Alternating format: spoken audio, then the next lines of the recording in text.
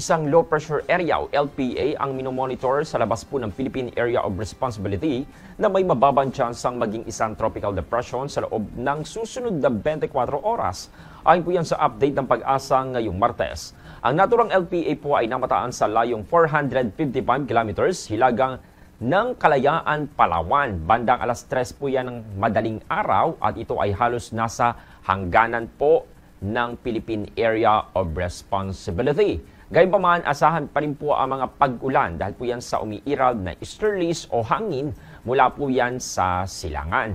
Magdadala ito ng mga kalat-kalat na mga pag-ulan at pagkidlat, pagkulog sa parte naman ng Eastern Visayas, Caraga at Davao Region.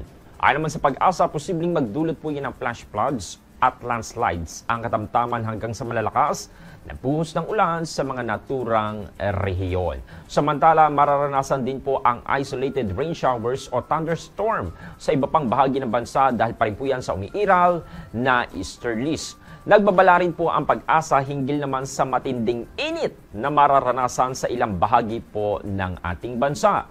Ayon po sa ahensya, maaaring umabot po sa 45 degrees Celsius ang heat index sa ISU Etiage Isabela.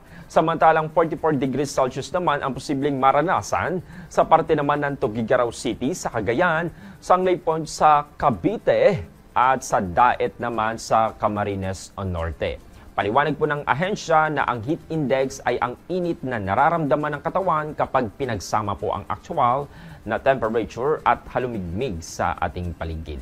Palaralim po na Pag-asa ang heat index na nasa pagitan po ng 42 degrees Celsius hanggang 51 degrees Celsius ay tinuturing po na danger level na maaaring magdulot po yan ng heat cramps at posibleng heat stroke, lalo na po kung matagal ang pagkakabilad sa araw.